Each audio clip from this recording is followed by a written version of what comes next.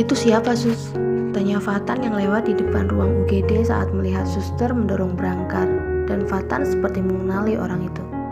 Zahra, Dok. Zahra, ikut koas? Iya, Dok. Kenapa dia? Pendarahan. Tadi saya mendengar beliau minta tolong di lorong dan hampir pingsan. Apa? Iya, Dok. Saat itu dokter yang akan menangani Zahra datang tergesa untuk memasuki ruang UGD. Tolong selamatkan Zahra, Dok, pinta Fatan. Iya, Dok, saya akan berusaha. Fatan mengangguk. Kemudian dokter itu segera masuk ke ruang UGD. Sementara Agni saat itu sudah dipindahkan ke ruang operasi, sehingga Mama, adik, dan Revan sedang menunggunya di sana. Fatan meraih ponselnya, kemudian ia mencari kontak Revan dan segera menghubunginya. Halo? Di mana lo? Di ruang operasi. Istri gue mau operasi. Zahra masuk UGD, dia pendarahan.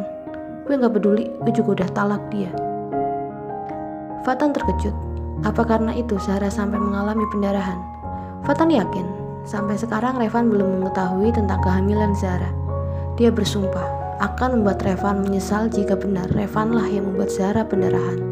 Karena pendarahan bukan hanya akan mengancam nyawa si janin, tetapi nyawa ibunya juga terancam. Sementara Revan di depan ruang operasi masih dengan kepanikan dan amarah yang belum mereda. Saat ini Agni sudah berada di ruang perawatan. Anak perempuannya telah lahir, meskipun harus berada di inkubator karena kelahirannya yang prematur. Revan terlihat sangat bahagia dengan kelahiran putrinya. Bahkan air mata haru sempat mengaliri pipinya saat Revan mengumandangkan azan di telinga sang putri. Mama juga adik Revan juga tak kalah bahagianya dari Revan. Namun sikap Mama Revan pada Agni masih terlihat dingin. Revan masih menunggu Agni, tetapi ada keganjalan yang ia rasakan. Tidak seperti biasanya, saat ini para suster tidak antusias padanya. Pengucapan selamat atas kelahiran putrinya pun tidak Revan dengar. Mungkinkah ini karena foto postingan Zahra? Batin Revan. Sementara di ruangan lain, Zahra juga sudah berada di ruang perawatan. Untunglah janin Zahra cukup kuat, sehingga mampu bertahan dalam rahim ibunya. Ada ayah, bunda, juga Fatan yang berada di sana. Zahra sudah menceritakan tentang perceraiannya pada ayah bundanya. Tentu saja mereka sangat mendukung keputusan sang putri. Mana ada orang tua yang rela anaknya terus disakiti. Begitu juga dengan orang tua Zahra. Rahang ayah Zahra mengeras saat putrinya menceritakan kejadian yang membuatnya berada di rumah sakit. Begitu juga dengan Fatan. Tadinya Fatan ingin memberi pelajaran pada Revan, namun Zahra buru-buru mencegahnya. Tidak perlu melakukan itu, Bang. Toh semuanya akan berakhir, ucap Zahra. Tapi Revan sudah keterlaluan. Setelah keluar dari rumah sakit, aku mau langsung pulang ke rumah bunda. Ya, carikan pengacara terbaik ya, biar semua cepat selesai, pinta Zahra dengan mata yang menyeratkan banyak luka di sana. Iya sayang, pasti. Kamu tidak perlu memikirkan itu. Sekarang kamu hanya harus fokus pada kehamilan kamu. Biar cucu ayah sehat, jawab ayah Zahra kemudian mencium pucuk kepala Zahra dengan sayang. Iya ya.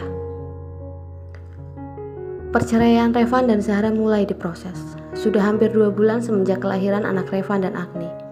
Agni kembali ke rumah Revan, sementara Zahra kembali ke rumah orang tuanya. Zahra menyerahkan semua urusan perceraiannya pada pengacaranya.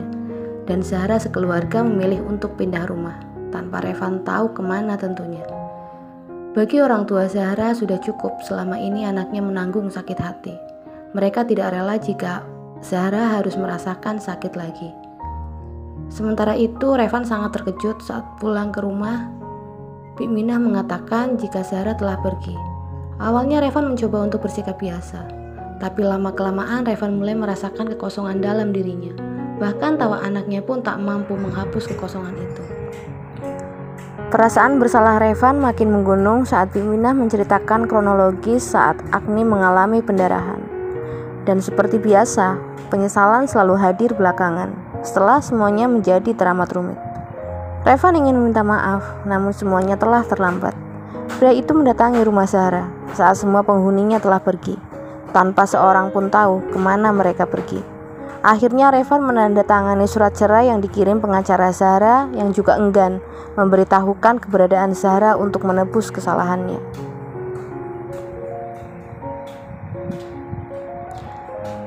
Revan pun berubah menjadi sosok yang pendiam. Hal itu juga tak luput dari perhatian Agni.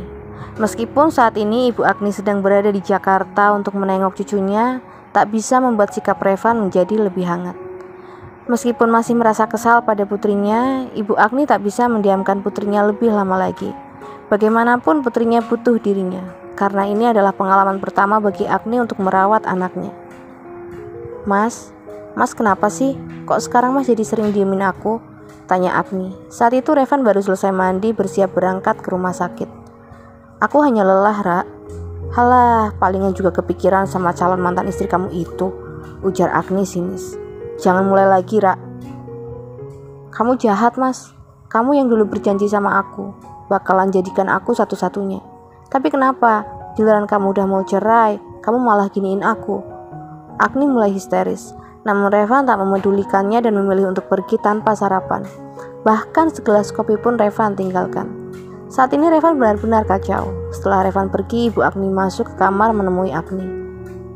Kenapa Mas Revan tega, Bu? Kenapa? Kamu harus bersabar. Sesabar Zahra menghadapi kalian. Kenapa Ibu bicara seperti itu? Ibu juga nyalahin aku. Kamu memang anak Ibu, tapi bukan berarti Ibu harus membela kamu yang salah. Ibu selalu seperti itu. Minta maaflah pada Zahra, juga pada Om dan Tantemu. Aku juga berhak bahagia, Bu. Siapa yang melarang kamu bahagia? Kamu tahu, akibat ulah kamu, adik-adik kamu hampir berhenti sekolah. Bukan karena Om kamu berhenti membiayai mereka, tapi karena perbuatan kamu membuat mereka malu. Tanpa bantuan Om pun mereka juga bisa sekolah, Bu. Jangan jadi kacang lupa kulit kamu nih. Apa kamu lupa siapa yang menyekolahkan kamu sampai kamu bisa menjadi dokter? Agni terdiam, bukan karena ia menyadari kesalahannya, tetapi karena dia tidak habis pikir bahwa ibunya masih membela Zahra. Renungkanlah, minta ampun kamu sama Allah, karena kamu sudah terlalu dalam menyakiti kaummu. Semua ini terjadi juga karena perbuatan kamu. Setelah mengucapkan itu, Ibu Agni segera pergi meninggalkan Agni untuk segera menghampiri cucunya yang tadi ditinggalkannya bersama Bik Minah. Sementara itu di rumah sakit, bukan tanpa sebab Revan menjadi sosok yang pendiam. Rasa bersalah pada Zahra, Agni yang terus menekannya, juga para dokter dan suster yang memandangnya tak lagi sama, membuat ia sering uring-uringan. Karena itu daripada Revan meluapkan emosinya, ia lebih memilih untuk diam. Banyak dokter yang kini sering menyindirnya, memang bernada candaan, tetapi tetap membuat Revan risih. Saat Agni kontrol pun banyak yang sudah tak lagi respek padanya. Ada yang hanya berbasa-basi menyapanya dengan nada bicara yang kaku. Bahkan ada juga yang terang-terangan menunjukkan ketidaksukaannya. Bukan maksud mereka ikut campur, tetapi mungkin karena mereka iba pada nasib Zahra yang selama ini terlihat baik-baik saja ternyata memiliki masalah yang cukup pelik. Melamun saja, Dok. Sapa salah satu dokter kepada Revan saat melihat Revan tengah melamun di kantin. Oh, Dokter Sulfa. Bagaimana kabar Dokter Rara dan bayinya? Baik, mereka sehat, jawab Revan dengan senyum yang dipaksakan. Kalau Zahra, bagaimana kabarnya? Tanya Dokter Sulfa ragu. Entahlah, kening Dokter Sulfa mengernyit. Memang Zahra izin dari rumah sakit, tetapi Dokter Sulfa pikir itu karena perintah Revan, karena mereka sudah tahu bahwa Revan adalah suami Zahra. Maksud Dokter Revan? Kami tidak pernah bertemu semenjak Agni melahirkan. Apa? Zahra pergi entah kemana, orang tuanya yang membawanya. Dokter Revan tidak mencarinya. Sudah, tapi orang yang mengenalnya tak ada satupun yang tahu. Saya turut prihatin, Dok. Terima kasih. Maaf, apa Dokter Revan juga tidak tahu kalau Zahra apa, Dok? Tanya Revan penasaran. Kalau Zahra hamil. Apa? Hamil? Kabar kehamilan Zahra membuat Revan makin kacau. Bagaimana tidak? Dia telah melakukan kesalahan yang teramat fatal, menyakiti Zahra berulang kali, bahkan tega menolak wanita itu di saat seharusnya Zahra mendapat perhatiannya. Revan baru ingat sekarang, saat kepanikan melandanya, saat emosinya berada di puncak. Saat itu Fatan menelponnya dan mengatakan bahwa Zahra mengalami pendarahan. Dan bodohnya, dia yang seorang dokter, bukannya dia paham maksud Fatan, tetapi dengan lantang Revan justru mengatakan bahwa Revan telah menceraikan Zahra. benar-benar pria bodoh. Dengan tergesa Revan menuju ruangan Fatan. Tanpa mengetuk pintu, ia langsung menyelonong masuk ke dalam. Fatan yang sedang sibuk dengan pekerjaannya tak berminat sedikit pun untuk hanya melirik siapa yang datang. Karena ia sudah tahu, hanya Revanlah yang berani melakukan itu. Masuk ke ruangannya tanpa mengetuk pintu lebih dulu. Kenapa lo gak bilang kalau Zahra hamil? Lo aja yang bodoh. Istri hamil aja lo gak tahu. Apa lo tahu di mana dia sekarang? Kalaupun gue tahu, gue gak bakal ngasih tahu ke lo. Gue suaminya, gue berhak tahu keberadaan dia. Harusnya waktu gue nelpon lo dan bilang Zahra pendarahan, lo ngerti maksud gue. Lah ini lo malah bilang lo udah nyerahin dia. Waktu itu gue terlalu panik dan cemas nungguin anak gue lahir. Dasar lo nya aja yang emang gak pernah peka kalau urusan Zahra. Ya, penyesalan memang selalu hadir belakangan. Dan kita baru sadar seberapa berartinya dia begitu dia udah pergi dari kita. Ujar Fatan dengan santai. Lo sepupu gue kan Tan? Tolong bantu gue. Sorry, gue udah bilang ke lo supaya lo gak nyakitin dia. Tapi apa yang lo lakuin? Gue terlalu emosi waktu itu. Nah, itulah sisi buruk lo. Selalu mengandalkan emosi. Kali ini gue gak akan ngebiarin lo nyakitin orang yang gue cintai lagi. Jangan bilang lo mau ambil kesempatan dalam kesempitan. Gue bukan orang kayak lo. Kalau Zahra mau sama gue bakal nikahin dia. Tapi kalau dianya gak mau, gue gak bakal maksa dia. Lo beneran gak mau ngasih tahu di mana Zahra? Sorry, pada kenyataannya gue gak tahu di mana dia. Jawab Fatan bohong. Mereka sekeluarga pindah dan gak ada yang tahu kemana mereka pindah. Fatan hanya diam menanggapi. Mas, panggil Agni lembut saat menghampiri Revan yang sudah berbaring di ranjang kamar mereka. Mas dari mana saja seharian ini? Di rumah sakit, jawab Revan datar. Jangan bohong kamu, aku ke rumah sakit tadi siang. Dan kata suster hari ini kamu gak ada jadwal praktek. Terserah kamu mau percaya atau tidak. Mencari dia lagi?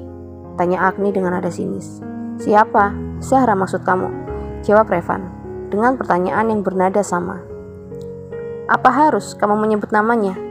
Kenapa? Dia masih istriku. Kami belum resmi bercerai. Mas, sadar. Kamu sudah punya anak. Kenapa kamu selalu tidak mempedulikan Fania anak kita?